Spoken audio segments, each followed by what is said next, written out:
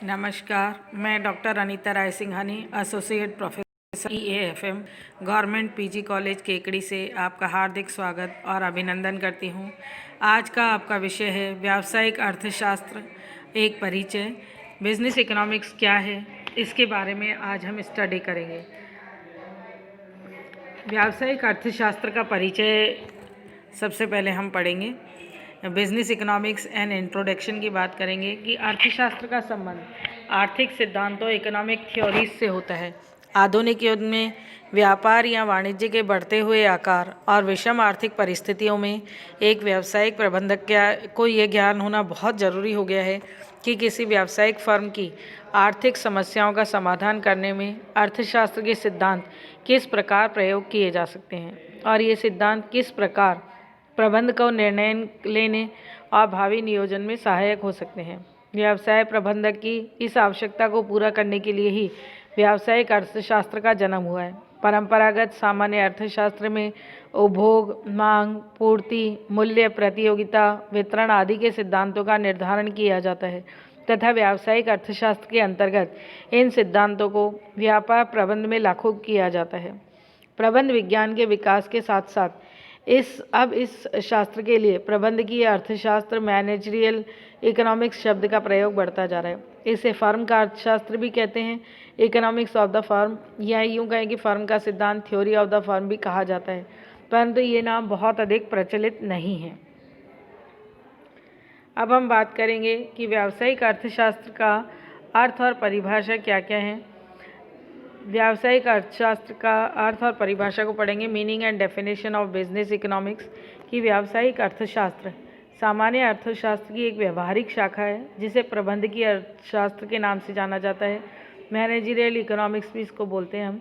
सामान्य अर्थशास्त्र में जहाँ निरपेक्ष आर्थिक सिद्धांतों की व्याख्या करता है, वहीं व्यावसायिक अर्थशास्त्र व्यावहारिक फर्मों के सैद्धांतिक और व्यावहारिक दोनों आचरणों का विवेचन करता है। दूसरे शब्दों में हम कह सकते हैं कि व्यावसायिक अर्थशास्त्र में सामान्य अर्थशास्त्र के निरपेक्ष सिद्धांतों को वास्तविक और व्यावहारिक परिस्थितियों के अनुरूप ढाला जाता है और इन्हें व्यावसायिक फर्मों की समस्याओं के समाधान के लिए और भावी नियोजन के लिए प्रयोग किया जाता है। व्यावसायिक तथा प्रबंधकीय अर्थशास्त्र की कुछ महत्वपूर्ण परिभाषाएं इस प्रकार हैं। सबसे पहले हम परिभाषा लेंगे स्पेंसर की। स्पेंसर और सेलिगमैन ने क्या कहा है, इसको हम स्टडी करते हैं कि उन्होंने कहा है कि प्रबंध को निर्णय लेने और भावी नियोजन में सुविधा प्रदान करने के लिए आर्थिक सिद्धांतों का व्यावसायिक व्यवहार के साथ एकीकरण ही व्यावसायिक अर्थशास्त्र है। इसी तरीके से अगर मैकनेयर और मैरियम की परिभाषा को हम स्टडी करें तो उन्होंने कहा है कि व्यावसायिक परिस्थितियों के विश्लेषण हेतु आर्थिक और मॉडलों का उपयोग ही व्यावसायिक अर्थशास्त्र में निहित है। एक और कोटेशन हम पढ़ेंगे जेम्स बेट्स और पार्किंस के अनुसार।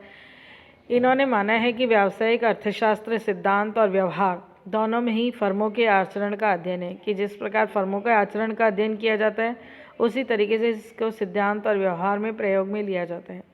जोल डीन की एक परिभाषा को भी हम अध्ययन करेंगे। इन्होंने ये माना है कि प्रबंध की अर्थशास्त्र का उद्देश्य यह दर्शाना है कि आर्थिक विश्लेषण का उपयोग किस तरह से व्यावसायिक नीतियों के निर्धारण में किया जा सकता है।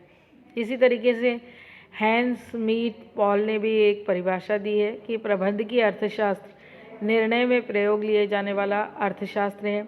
यह अर्थशास्त्र की वह विशेष शाखा है जो विशुद्ध सिद्धांतों और प्रबंधकीय व्यवहार के बीच में खाई को पाटती है। इसी तरीके से हम इसकी अर्थ और परिभाषाओं में ये कह सकते हैं कि उपयुक्त जितनी भी परिभाषाओं का अध्ययन करने के बाद ये कहा जा सकता है कि व्यावसायिक अर्थशास्त्र ज्ञान की वह शाखा है जिसमें आर्थिक विश्लेषण अर्थशास्त्र के सिद्धांतों का व्यावसायिक प्रबंध की समस्याओं के समाधान करने और नीति निर्धारण हेतु प्रयोग किया जाता है। यह विज्ञान अर्थशास्त्र तथा व्यावसायिक प्रबंध की सीमा पर स्थित है और अर्थशास्त्र और व्यावसायिक प्रबंध के बीच एक पुल का कार्य करता है। संक्षेप में व्यावसायिक अर्थशास्त्र के माध्यम से व्यवसाय प्रबंधक सरलतापूर्वक व्यवसाय की आर्थिक समस्याओं का अध्ययन और नियोजन कर सकता है। इसी तरीके से अब हम इसकी विशेषताओं का अध्ययन करेंगे कि व्यावसायिक अर्थशास्त्र की क्या क्या विशेषताएं हैं।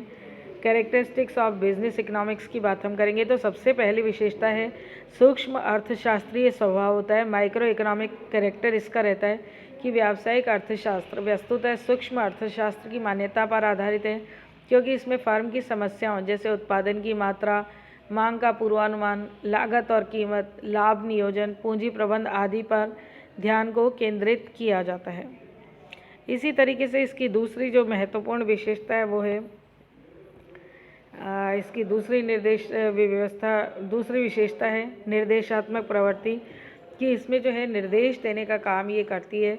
व्यावसायिक अर्थशास्त्र की प्रकृति वर्णनात्मक न होकर के निर्देशात्मक होती है। इसके अंतर्गत आर्थिक सिद्धांतों का प्रतिपादन नहीं किया जाता, वरन उनका अध्ययन किया जाता है और इन सिद्धांतों का प्रयोग व्यावसायिक समस्याओं के समाधान के लिए किस प्रकार किया जा सकता है, इसको हम इसमें स्टडी करते हैं।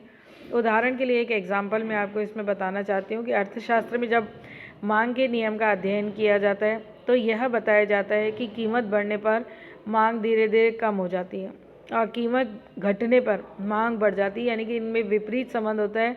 प्राइस और डिमांड दोनों अपोजिट साइड में चेंज होती हैं, परंतु यहाँ यह कहना स्पष्ट नहीं उचित नहीं होगा कि मांग में जो परिवर्तन होता है वह उचित है या अनुचित। इसके विपरीत व्यावसायिक अर्थशास्त्र में अगर मूल्य वृद्धि से मांग में कमी आ जाए या मूल्य की कमी से मांग में वृद्धि हो जाए तो फर्म का प्रभाव देखकर आवश्यक दिशा निर्देश दिया जाता है कि फर्म के मूल्य में वृद्धि करनी चाहिए या मूल्य में वृद्धि नहीं करनी चाहिए।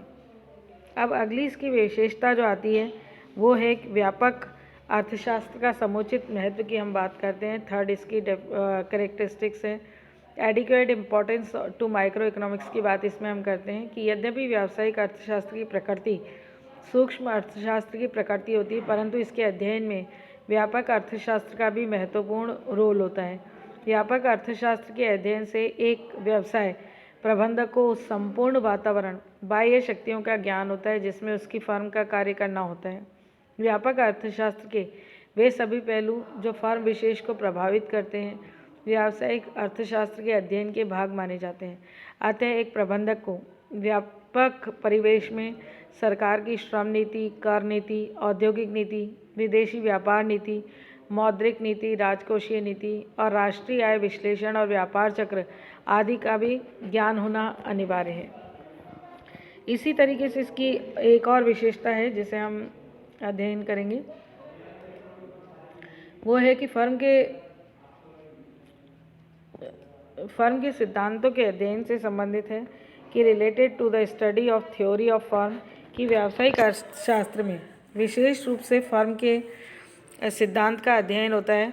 इसके अंतर्गत व्यक्तिगत और फर्मों की मांग, पूर्ति, उत्पादन, लागत, मूल्य और पूंजी प्रबंध आदि समस्याओं का अध्ययन किया जाता है। इसमें मुख्यतः इस बात पर जोर दिया जाता है कि एक व्यक्तिगत फर्म अपने सीमित साधनों से किस प्रकार सर्वोत्तम उपयोग कर सकती है।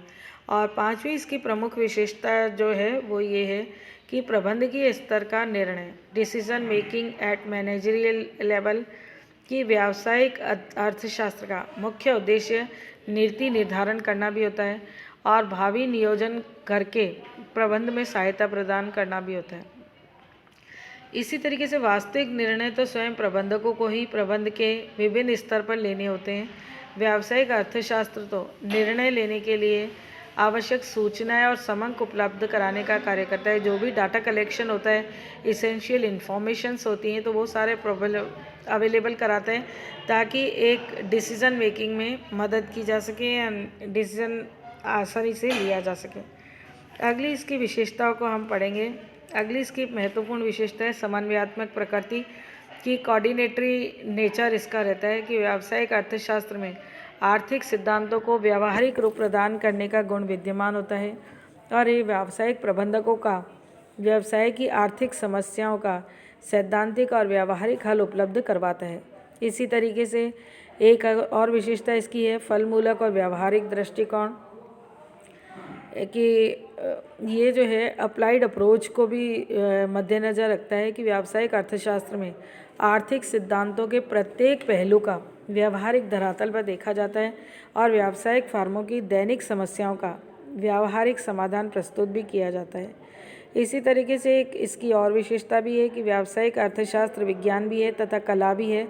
बोथ साइंस एंड आर्ट्स दोनों इसमें सम्मिलित होती है कि व्यावसायिक अर्थशास्त्र का उपयोग व्यवस्थित ज्ञान के रूप में किया जाता है। अतः यह एक विज्ञान है।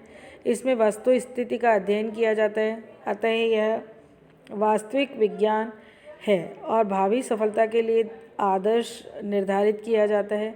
अतः यह आदर्श विज्ञान भी है। वास्तविक और आदर्श दोनों तरह के विज्ञान इसमें दिखाई देते हैं। तो ये इसकी एक प्रमुख विशेषता है। इसी तरीके से इसमें यह भी बताया जाता है कि अमुक समस्या का समाधान किस प्रकार किया जाना चाहिए। अतः ये कला भी है। तो ये कह सकते हैं कि व्यावसायिक अर्थशास्त्र कला के रूप में भी कार्य करता है और विज्ञान के रूप में भी कार्य करता है। धन्यवाद। Thank you.